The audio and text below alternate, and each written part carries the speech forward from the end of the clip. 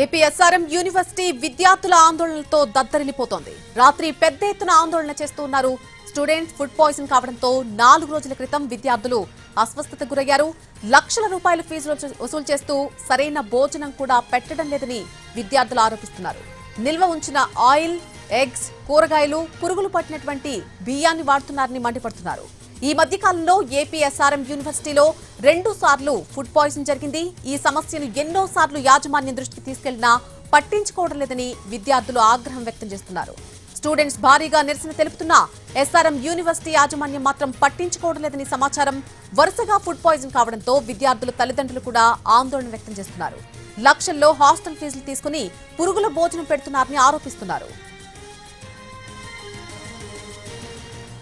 ఇదే అంశానికి సంబంధించి పూర్తి అప్డేట్ మా ప్రతినిధి రామారావు అందిస్తారు. రామారావు, మళ్ళీ ఏదైతే మంగళగిరి మండలం నీరుకొండలో ఉన్నటువంటి ఎస్ఆర్ఎం యూనివర్సిటీలో విద్యార్థుల ఆందోళన అయితే మాత్రం పీక్ స్టేజ్కి చేరినటువంటి పరిస్థితి ఉంది. ప్రధానంగా చూసుకున్నట్లయితే హాస్టల్లో ఉన్నటువంటి విద్యార్థులకి నాణ్యమైనటువంటి భోజనం పెట్టడం లేదని విద్యార్థులు ప్రధానంగా ఆరోపిస్తున్నారు. తరచూ కూడా ఇలాంటి పరిస్థితుల్లో చోటు చేసుకుంటున్నాయి. అయితే ఫుడ్ పాయిజన్ తో విద్యార్థులు అనారోగ్యానికి గురై ఆసుపత్రికి వెళ్లినటువంటి ఘటనలు కూడా చోటు చేసుకున్నాయి. 4 రోజుల క్రితం హాస్టల్లో ఫుడ్ తిన్నటువంటి 2 విద్యార్థులు అనారోగ్యానికి గురై ఆసుపత్రిలో చేరారు.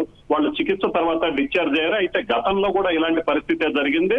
తరచూ విద్యార్థులు అస్వస్థతకు గురి కావటం, అలాగనే నాణ్యత లేనటువంటి భోజనం. ఏదైతే ఫీజులకు సంబంధించి చూసుకున్నట్లయితే భారీ స్థాయిలో ఫీజులు వసూలు చేస్తున్నారు. లక్షల ఫీజులు వసూలు చేస్తున్నప్పటికీ కూడా నాణ్యమైనటువంటి భోజనం పెట్టట్లేదు. భోజనంలో చూసుకున్నట్లయితే పురుగులు వస్తున్నాయని కూడా విద్యార్థులు ఆరోపించారు. గతంలో కూడా విద్యార్థులు యూనివర్సిటీ క్యాంపస్ లోనే ఆందోళన దిగినటువంటి పరిస్థితి ఉంది. చాలా సార్లు ఆందోళనకు దిగటంతో పాటు వాళ్ళకు ఉన్నటువంటి సమస్యలు ఏదైతే క్వాలిటీ లేకుండా భోజనం పెట్టడం, పురుగులు వచ్చేటువంటి భోజనం, నిల్వ ఉన్నటువంటి కూరగాయలు వాడటం, సో ఇలాంటి సమస్యలు ఏదైతే విద్యార్థులు ఎదుర్కొంటున్నారో ఆ సమస్యలన్నింటినీ కూడా యాజమాన్యం దృష్టికి తీసుకెళ్లడానికి ఆందోళన చేశారు. మేనేజ్మెంట్ దృష్టికి కూడా తీసుకెళ్లారు.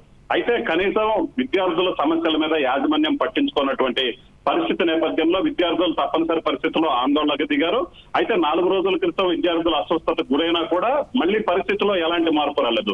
దీంతో రాత్రి సమయంలో భారీ సంఖ్యలో విద్యార్థులు ఒకసారిగా యూనివర్సిటీ క్యాంపస్ లోనే ఆందోళనకు దిగారు. తమ సమస్య పరిష్కరించాలి, ప్రతిసారి ఇదే పరిస్థితి ఉంది, ఎన్నిసార్లు చెప్పినా కూడా ఎవరు మారట్లేదు, ఎవరు పట్టించుకోవటం లేదు. దీనికి సంబంధించి తమకు అనారోగ్యం గురవుతుంది, తాము చాలా ఇబ్బందులు పడుతున్నామని కూడా చెప్పినటువంటి పరిస్థితి ఉంది. సో ఈ నేపథ్యంలోనే విద్యార్థుల ఆందోళనతో ప్రభుత్వం కూడా స్పందించింది. ఏదైతే విద్యార్థుల ఆందోళన అసలు ఏం జరుగుతుంది, యూనివర్సిటీలో ఫుడ్ కు సంబంధించి కావచ్చు, మిగతా విషయాలు ఏం జరుగుతున్నాయో దాని మీద ఒక నివేదిక ఇవ్వాలని కూడా రాష్ట్ర ప్రభుత్వం గుంటూరు జిల్లా కలెక్టర్ ని ఆదేశించింది. గుంటూరు జిల్లాకు సంబంధించి sub collector, RTO, food safety అధికారులతో పాటు మంగళగిరి ఎంఆర్ఓ అలాగనే డిఎస్పీలకు సంబంధించి ఒక కమిటీగా ఏర్పాటు చేసి ఈ కమిటీ పూర్తి స్థాయిలో యూనివర్సిటీలో ఎలాంటి పరిస్థితులు ఉన్నాయో ఆ నివేదిక అందించాలని కూడా ఆదేశాలు జారీ చేయడం జరిగింది. నళిని, అయితే రామారావు, విద్యార్థులంతా కూడా కలిసి ఇన్ని కంప్లైంట్స్ చేసినా యాజమాన్యం స్పందించకపోవడాన్ని వారు అసలు ఏ విధంగా సమర్థించుకుంటున్నారు? ఎవరైనా ముందుకొచ్చి మాట్లాడడం జరిగిందా యాజమాన్యం తరపు నుంచి? సో ఇప్పటికైతే మాత్రం యాజమాన్యం అయితే మాత్రం విద్యార్థుల ఆందోళనపై ఎలాంటి స్పందన లేదు. దీనికి సంబంధించి ఆల్రెడీ విద్యార్థులు భారీ స్థాయిలో ఆందోళన చేస్తున్నారన్న నేపథ్యంలోనే పోలీసులు కూడా అక్కడికి చేరుకోవడం జరిగింది. విద్యార్థులకి సర్ది చెప్పడం జరిగింది. ఏదైతే సమస్య ఉందో వాళ్ళ సమస్యకు సంబంధించి ఏదైతే మేనేజ్మెంట్ కి చెప్పాలని కూడా చెప్పారు. అయితే విద్యార్థులు ఒకటే చెప్తున్నారు, పోలీసులతో కూడా ఒకటే చెప్పారు, తాము ఇదే సమస్య చాలా రోజులుగా ఎదుర్కొంటున్నాం, గతంలో కూడా తాము ఆందోళన చేశాము. దీనికి సంబంధించినటువంటి ఏదైతే ఫిర్యాదులు ఉన్నాయో హాస్టల్ మెస్ ఇన్ఛార్జి కావచ్చు, వాటికి సంబంధించినటువంటి అధికారులకు కూడా చెప్పడం జరిగింది. కానీ వాళ్ళు సమస్య పరిష్కరిస్తామని చెప్పారే కానీ ఇప్పటి వరకు అయితే మాత్రం పరిష్కరించడం లేదు. దీనికి సంబంధించి సీరియస్ గా యాక్షన్ తీసుకోవాలి.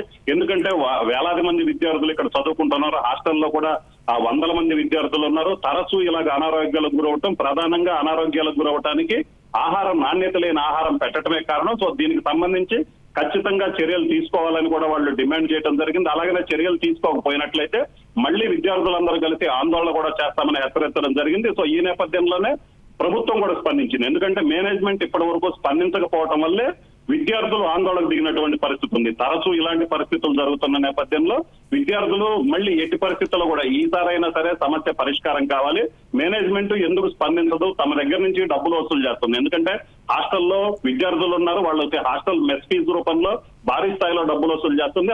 దానికి తగ్గట్టుగా క్వాలిటీ భోజనం కూడా పెట్టకపోతే తాము ఎలాగ ఇక్కడ అన్నం తినాలి, అలాగనే చదువుకోవటానికి వచ్చామో ఈ ఫుడ్ సరిగా లేకపోయినట్లయితే తాము అనారోగ్యాలకు పాలవుతున్నామని కూడా విద్యార్థులు చెప్తున్నారు. Nalini, right Ramarao, thank you for the update.